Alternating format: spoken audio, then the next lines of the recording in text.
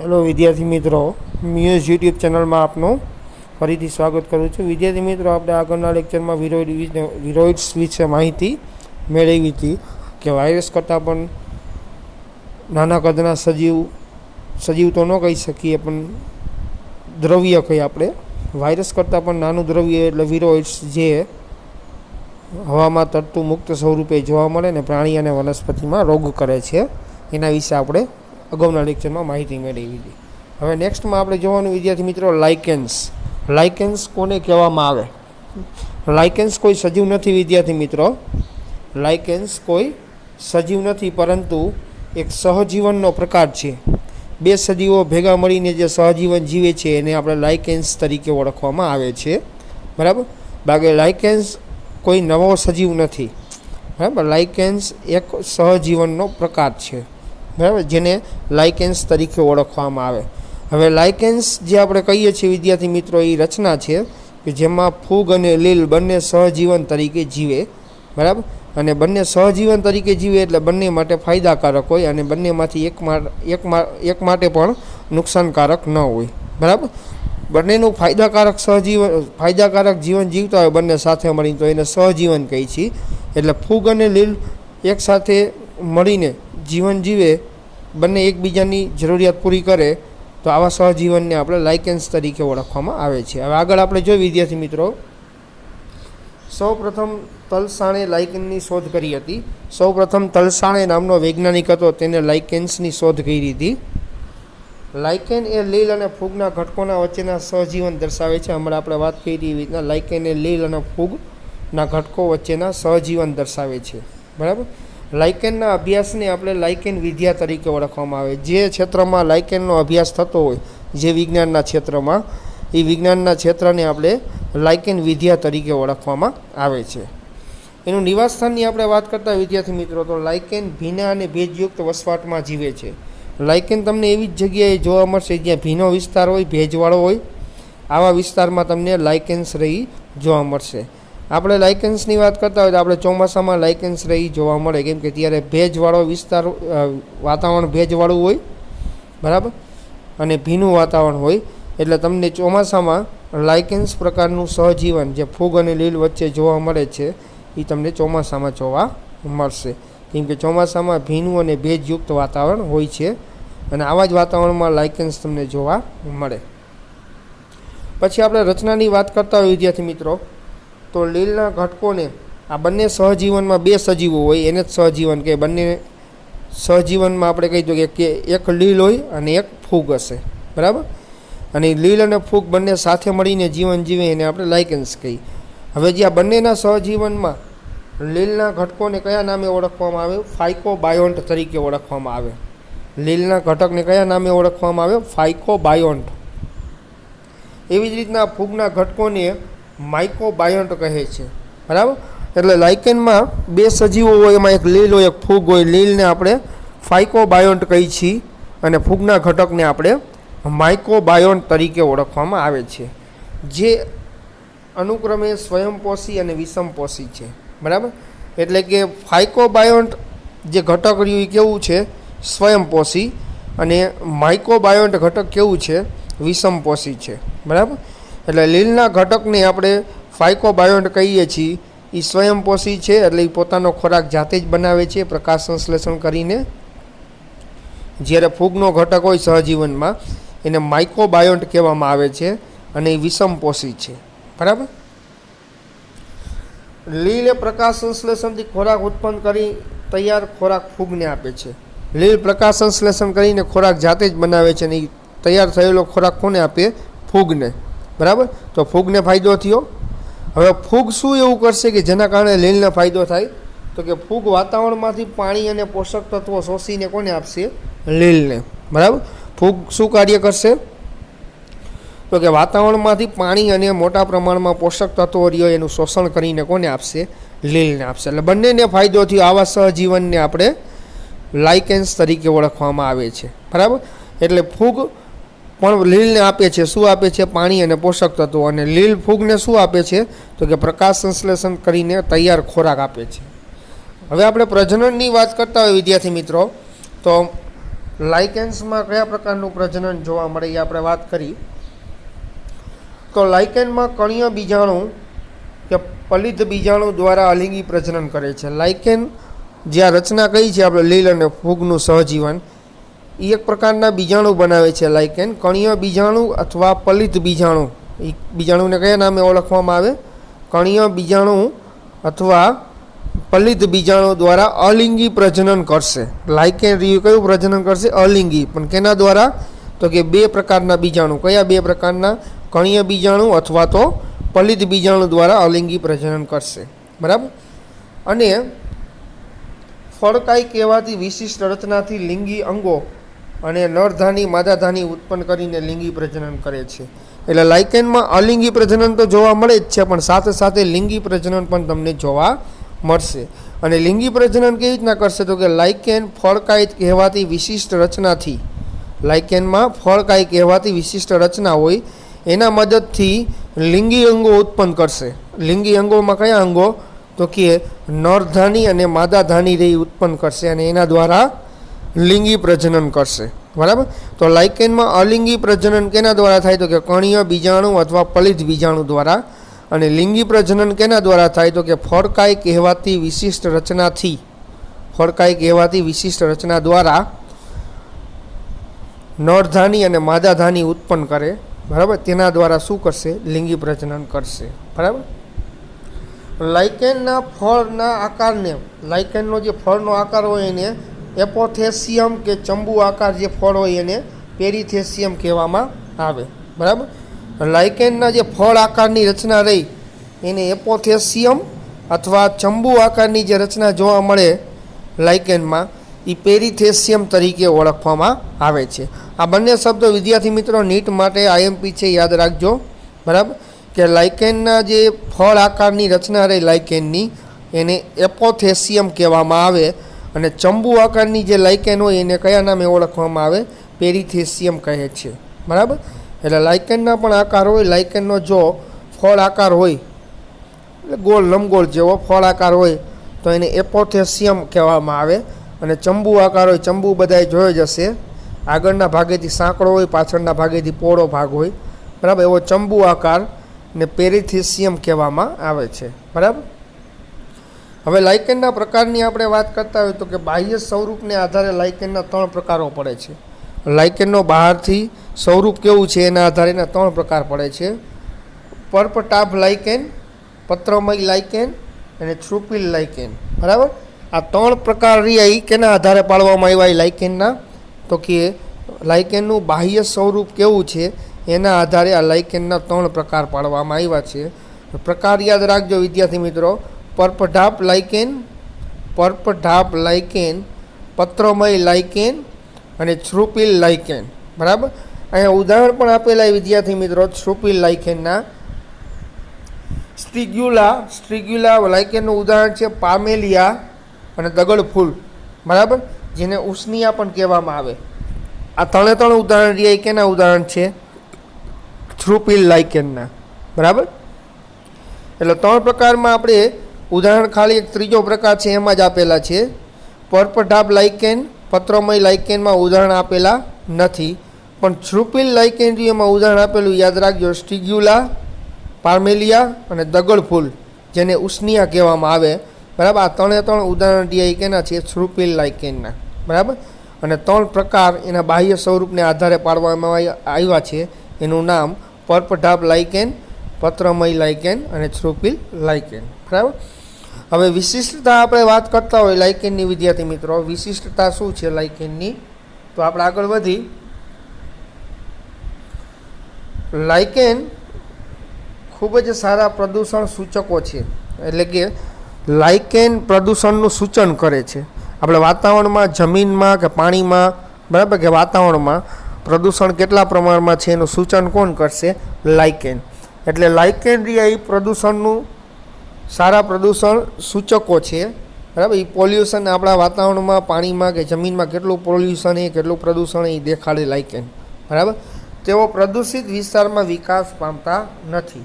એટલે જો વિસ્તાર વધારે પ્રદૂષિત હોય તો લાઇકેન તમે વૃદ્ધિ કરાવો, છતાંય લાઇકેનની વૃદ્ધિ ન થાય તો સમજી લેવાનું કે એ વાતાવરણ એ વિસ્તારમાં પ્રદૂષણનું પ્રમાણ વધારે છે. લાઇકેનની ખાસિયત છે કે જ્યાં વધારે પ્રદૂષણ હોય ને અહીંયા લાઇકેન વૃદ્ધિ જ ન થાય. બરાબર, એટલે લાઇકેનનો ઉપયોગ ક્યાં થાય વિદ્યાર્થી મિત્રો? તો કે પ્રદૂષણ સૂચક તરીકે એનો ઉપયોગ થાય છે. બરાબર, એટલે કોઈ જગ્યાએ કોઈ પાણી હોય, પાણીમાં તમે લાઇકેનને વાવો અને લાઇકેનની વૃદ્ધિ કરાવો અને લાઇકેન વૃદ્ધિ ન પામે તો સમજી લેવાનું પાણીમાં પ્રદૂષણ વધારે છે. કોઈ જમીન ઉપર તમે લાઇકેનને વૃદ્ધિ કરાવો અને લાઇકેનને વૃદ્ધિ કરાવવા માટે બધા જ પરિબળો આપો ને છતાંય વૃદ્ધિ ન થાય તો સમજી લેવાનું એ જમીન રહી વધારે પ્રદૂષિત છે. બરાબર, એટલે વધારે પ્રદૂષિત વિસ્તારો હોય એ વિસ્તારમાં લાઇકેન રહી વૃદ્ધિ પામતી નથી. એટલે લાઇકેનનો ઉપયોગ સારા પ્રદૂષણ સૂચકો તરીકે થાય છે.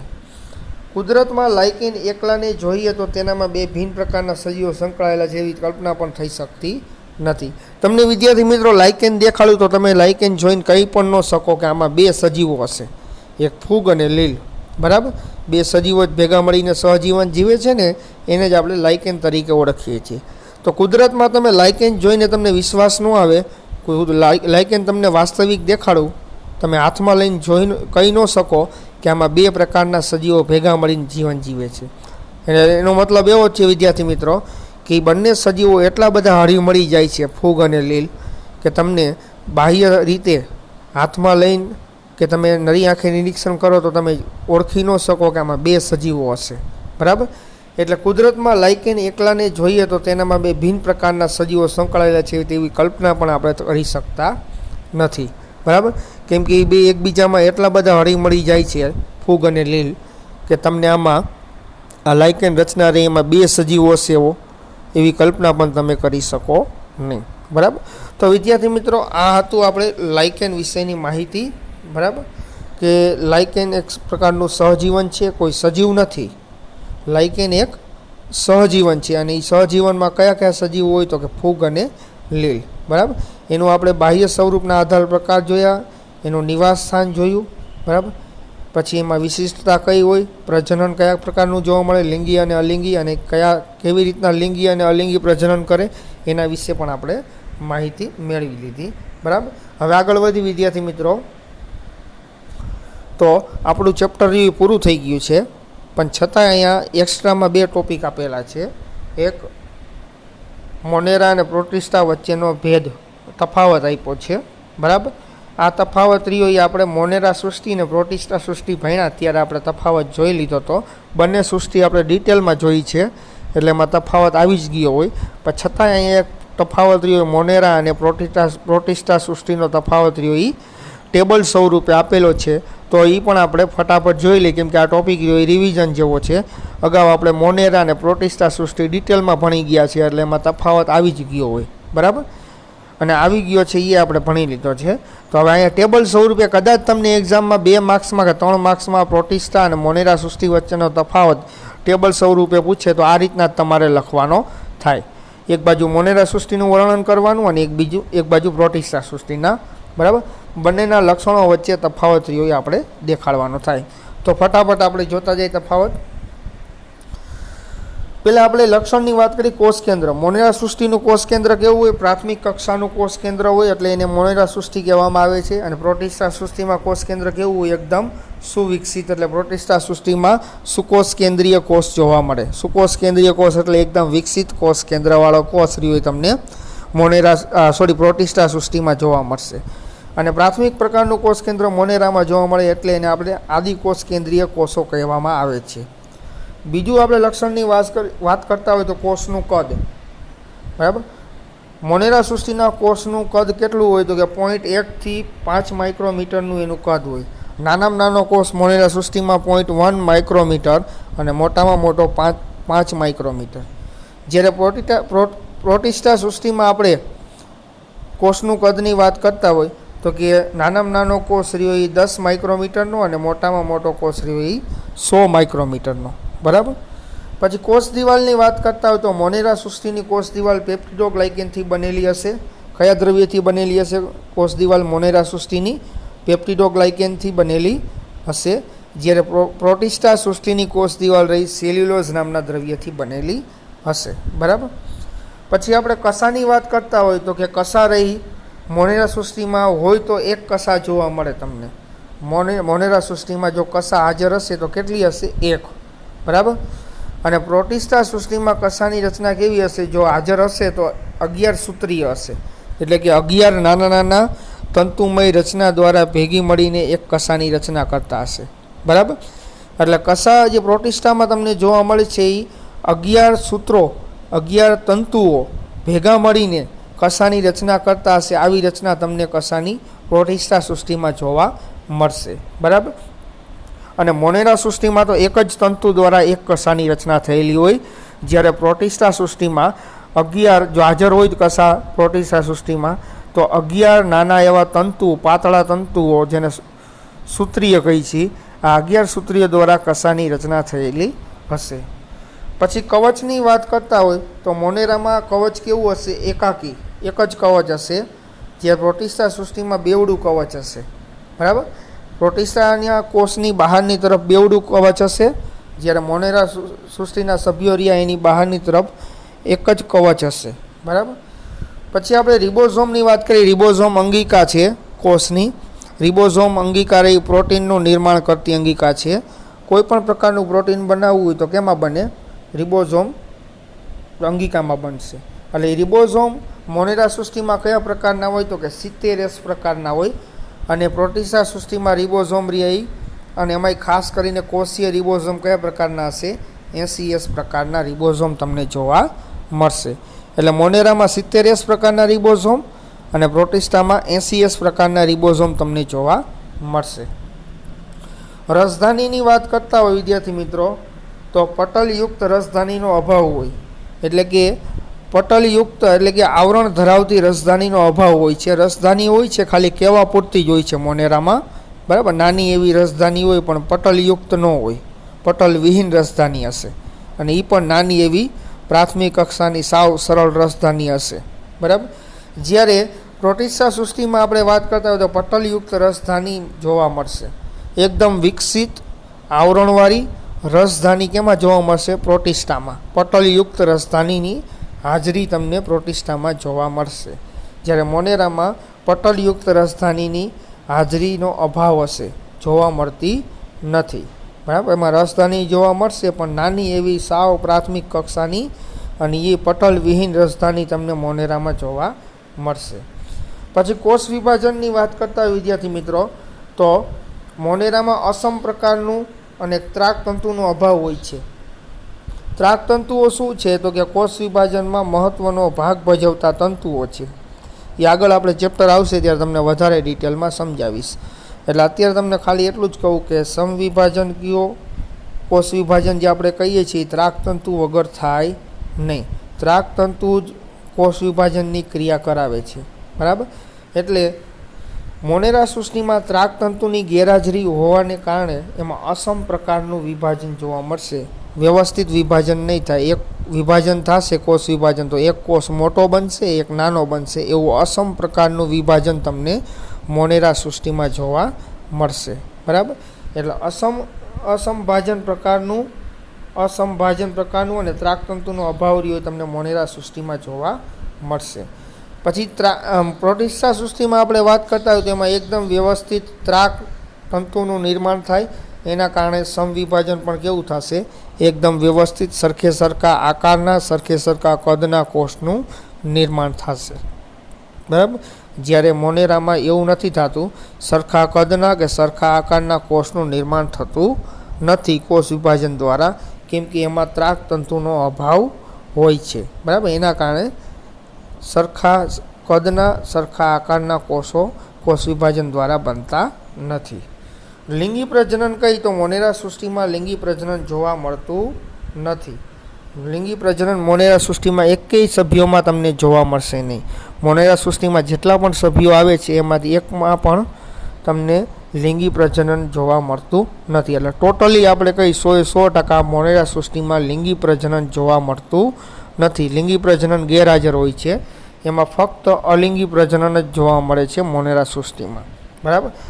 અને પ્રોટિસ્ટા સૃષ્ટિમાં આપણે કહેતા હોય તો કે પ્રોટિસ્ટા સૃષ્ટિમાં લિંગી પ્રજનન અને અલિંગી પ્રજનન બંને જોવા મળશે. એટલે હાજર લિંગી પ્રજનન પણ પ્રોટિસ્ટા સૃષ્ટિમાં જોવા મળશે અને અલિંગી પ્રજનન પણ જોવા મળશે, બરાબર. પછી આપણે કહેતા હોય અર્ધસૂત્રી ભાજન. અર્ધસૂત્રી ભાજન એટલે કે અર્ધીકરણની ક્રિયા, બરાબર.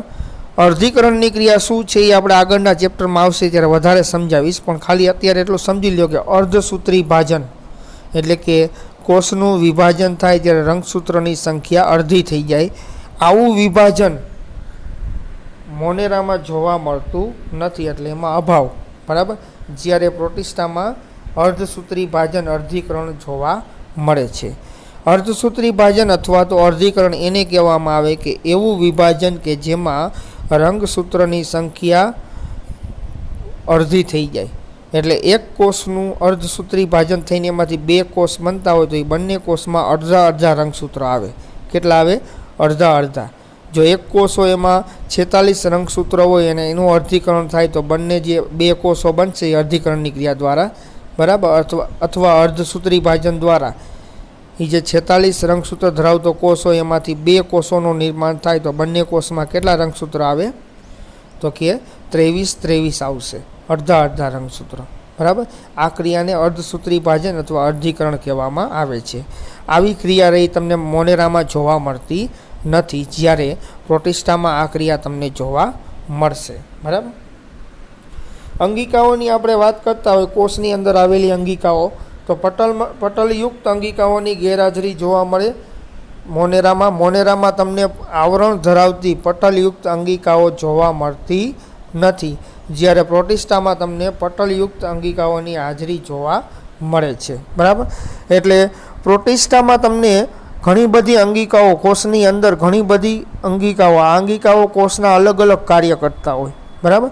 આ અંગિકાઓ રહી કોષના અલગ અલગ કાર્ય કરવા માટેની અંગિકાઓ હોય અને આ અંગિકાઓ પટલયુક્ત હશે, એટલે કે પોતપોતાના આવરણ ધરાવતી અંગિકાઓ હશે, બરાબર. આવી રચના તમને પ્રોટિસ્ટામાં જોવા મળશે, જ્યારે મોનેરામાં પટલયુક્ત અંગિકાની ગેરહાજરી જોવા મળશે. એટલે અંગિકાઓ પણ ઘણી બધી ઓછી હશે મોનેરામાં, અને થોડી ઘણી જે અંગિકાઓ હશે મોનેરા સૃષ્ટિના કોષોમાં એ અંગિકાઓ પણ કેવી હશે? પટલ વિહીન અંગિકાઓ હશે, એની ફરતે આવરણ હશે નહીં, બરાબર. એટલે અંગિકાઓની બાબતમાં મોનેરા સૃષ્ટિમાં પટલયુક્ત અંગિકાઓની ગેરહાજરી હોય, એટલે કે આવરણ ધરાવતી અંગિકાઓની ગેરહાજરી હોય, જ્યારે પ્રોટિસ્ટા સૃષ્ટિમાં પટલયુક્ત એટલે કે આવરણ ધરાવતી અંગિકાઓની હાજરી હશે, બરાબર. તો વિદ્યાર્થી મિત્રો, આ તો આપણે પ્રોટિસ્ટા અને મોનેરા સૃષ્ટિ વચ્ચેનો તફાવત, બરાબર, જે આપણે અગાઉ ડિટેલમાં બંને સૃષ્ટિ ભણ્યા ત્યારે પણ આ તફાવત રહ્યો આપણે જોયો હતો. અમુક તફાવત રહ્યો એમાં આવ્યો નહીં હોય, જે આપણે અહીંયા ટેબલ સ્વરૂપે તફાવત અત્યારે ભણ્યા એમાં આપણે દેખાડી દીધો, બરાબર. તો આમાં વિદ્યાર્થી મિત્રો તફાવતમાંથી MCQ નીટ માટે અને ગુજરાત બોર્ડ માટે ઘણા બધા નીકળે છે, તો આ તફાવત રહ્યો એ લખીને 3 વખત યાદ કરી લેજો, બરાબર. 3 વખત લખીને યાદ કરી લેજો.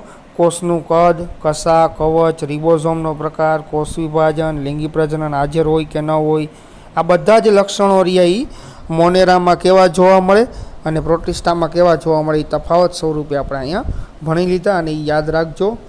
અને મોસ્ટ IMP છે આ તફાવત મોનેરા પ્રોટિસ્ટા વચ્ચેનો MCQ માટે, બરાબર.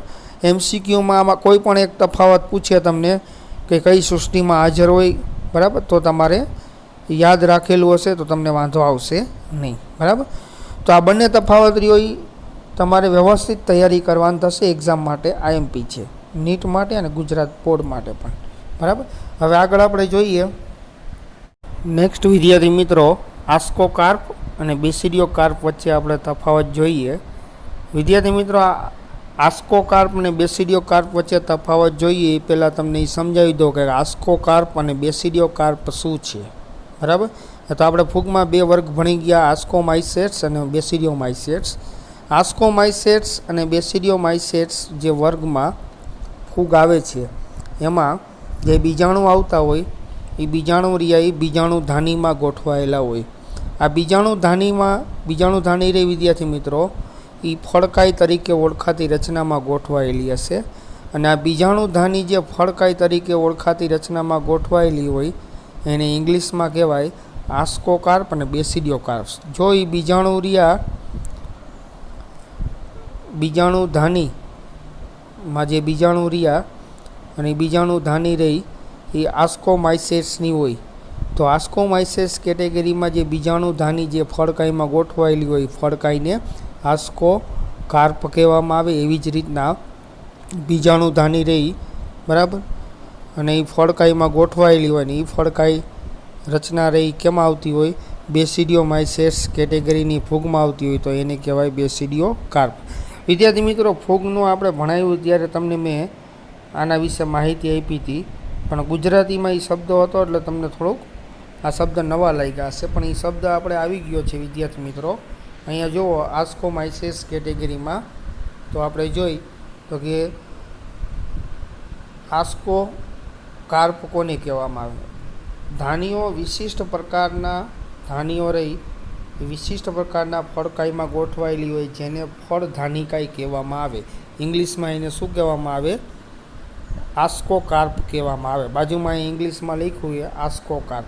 એટલે કે બીજાણુ ધાનીઓ રહી ને એ વિશિષ્ટ પ્રકારની આસ્કોમાઇસેટ્સ કેટેગરીમાં બીજાણુ ધાનીઓ રહી વિશિષ્ટ પ્રકારની ફળકાઈ તરીકે ઓળખાતી રચનામાં ગોઠવાયેલી હશે બીજાણુ ધાની.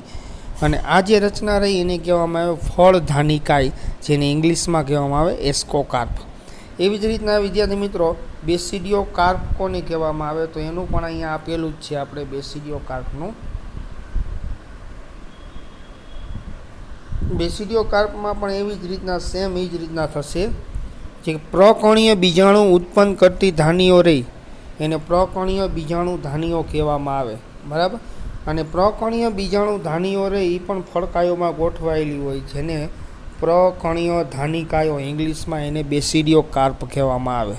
એટલે વિદ્યાર્થી મિત્રો બહુ સિમ્પલ તમને કહું તો એસ્કોમાઇસેટ્સ અને બેસિડિયોમાઇસેટ્સ કેટેગરીમાં બરાબર બંને કેટેગરીમાં જે બીજાણુ ઉત્પન્ન કરતી બીજાણુ ધાનીઓ હોય બરાબર બંને કેટેગરીમાં એ બીજાણુ ધાનીઓ જે વિશિષ્ટ ફળકાઈ તરીકે ઓળખાતી રચનામાં ગોઠવાયેલી હોય બરાબર.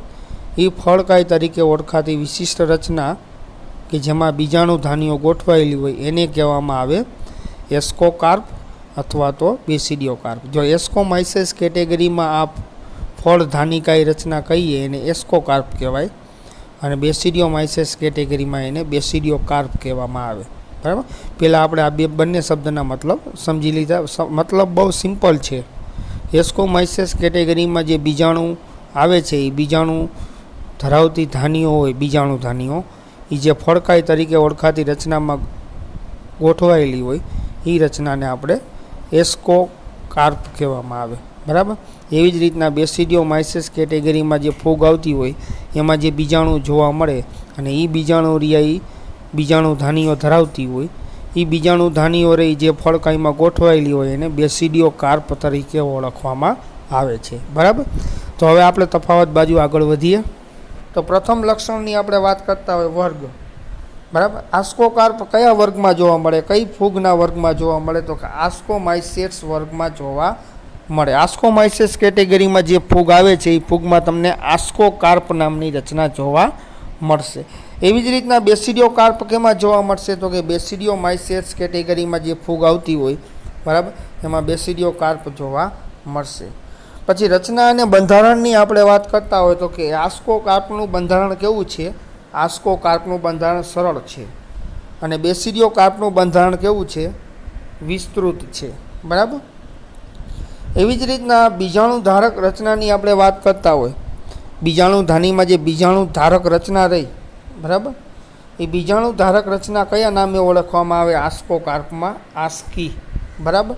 અને બેસિડિયોકાર્પમાં એ રચના કયા નામે ઓળખવામાં આવે? બેસિડિયા બરાબર. પછી આપણે પટલની વાત કરતા હોય તો આસ્કોકાર્પમાં આસ્કો મોટાભાગે કેવી હોય? પટલવિહીન રચના છે. આસ્કોકાર્પમાં જે આસ્કો રચના રહી એ મોટાભાગે પટલવિહીન રચના છે એટલે કે એની ફરતે પટલ જોવા મળતું નથી. બેસિડિયોકાર્પમાં જે બેસિડિયમ કહીએ છીએ આપણે બરાબર જે બીજાણુ ધાની ઉપર આવેલી રચના છે એ બેસિડિયમ મોટાભાગે કેવી હોય? પટલવિહીન અથવા પટલયુક્ત રચના જોવા મળશે. જ્યારે આસ્કોકાર્પમાં જે આસ્કો રચના રહી મોટાભાગે કેવી હશે? પટલવિહીન રચના છે બરાબર. પછી સ્થાનની આપણે વાત કરીએ તો કે આસ્કોકાર્પીય એનું સ્થાન ક્યાં હશે? તો કે અંતઃજનક હશે, બરાબર. એટલે આસ્કોકાર્પ જે રચના કઈ જે બીજાણુધાની, બરાબર, એ આસ્કોમાઇસેટ્સ વર્ગની ફૂગમાં રચના ક્યાં હોય આસ્કોકાર્પ? તો કે અંદરની તરફ હશે. ફૂગની જે બીજાણુધાની કઈ એની અંદરની તરફ આસ્કોકાર્પ રચના હશે, જેને અંતઃજનક કહેવામાં આવે છે. એવી જ રીતના બેસિડિયોકાર્પ ક્યાં હશે? એનું સ્થાન ક્યાં હશે? તો કે બાહ્યજનક. તો કે ફૂગની ઉપર બેસિડિયોકાર્પ મુક્ત રીતે હશે, બહારની તરફ જોવા મળશે બેસિડિયોકાર્પ, બરાબર. એટલે એને બાહ્યજનક કહેવામાં આવે છે. પછી બીજાણુની સંખ્યાની વાત કરતા હોય તો કે એસ્કોકાર્પમાં બીજાણુ કેટલા હોય? તો કે 8 હશે. અને બેસિડિયોકાર્પમાં બીજાણુ કેટલા હશે? 4 હશે, બરાબર. એટલે દરેક આસ્કોકાર્પ આસ્કોમાઇસેટ્સ ફૂગના વર્ગમાં દરેક આસ્કોકાર્પમાં બીજાણુની સંખ્યા 8 હોય, જ્યારે દરેક બેસિડિયોમાઇસેટ્સ કેટેગરીમાં આવતી ફૂગમાં બેસિડિયોકાર્પમાં બીજાણુની સંખ્યા કેટલી હશે? 4 હશે, બરાબર. તો વિદ્યાર્થી મિત્રો, આ હતું આપણે આસ્કોમાઇસેટ્સ અને બેસિડિયોમાઇસેટ્સ કેટેગરીની ફૂગમાં આવેલી આસ્કોકાર્પ રચના અને બેસિડિયોકાર્પ રચના વચ્ચેનો તફાવત, બરાબર. આસ્કોકાર્પ અને બેસિડિયોકાર્પ શું છે? તો કે બીજાણુ ધરાવતી રચના છે, બરાબર. બીજાણુ ધરાવતી રચના છે જે બીજાણુધાનીમાં હોય. આ જે બીજાણુ ધરાવતી રચના રહી એને જ આપણે આસ્કોકાર્પ અને બેસિડિયોકાર્પ કહેવામાં આવે છે. કે આ બેસિડિયોકાર્પ અથવા આસ્કોકાર્પની અંદર બીજાણુ હોય. એટલે બીજાણુ ધરાવતી રચના જે તમને આસ્કોમાઇસેટ્સ વર્ગની ફૂગમાં જોવા મળે એને આસ્કોકાર્પ કહેવાય. અને એવી જ રીતના બીજાણુ ધરાવતી રચના બેસિડિયોમાઇસેટ્સ ફૂગના વર્ગમાં જે તમને જોવા મળે એને બેસિડિયોકાર્પ કહેવામાં આવે છે. અને આ બે રચના રહી એના વચ્ચેનો તફાવત રહ્યો આપણે જોઈ લીધો. અને આ તફાવત પણ નીટ માટે અને ગુજરાત બોર્ડ માટે MCQ માટે IMP છે, બરાબર. તો વિદ્યાર્થી મિત્રો, આ હતું આપણે આસ્કોકાર્પ અને બેસિડિયોકાર્પ વચ્ચેનો તફાવત. અહીંયા આપણે વિદ્યાર્થી મિત્રો ચેપ્ટર સેકન્ડ ચેપ્ટર આપણું પૂરું થાય છે. હવે નેક્સ્ટ લેક્ચરમાં આપણે થર્ડ ચેપ્ટર ચાલુ કરશું, બરાબર. આજે આ 3 ટોપિક ચલાવ્યા: લાઇકેન, પ્રોટિસ્ટા અને મોનેરા વચ્ચેનો તફાવત, અને ત્રીજો ટોપિક આપણો આસ્કોકાર્પ અને બેસિડિયોકાર્પ વચ્ચેનો તફાવત.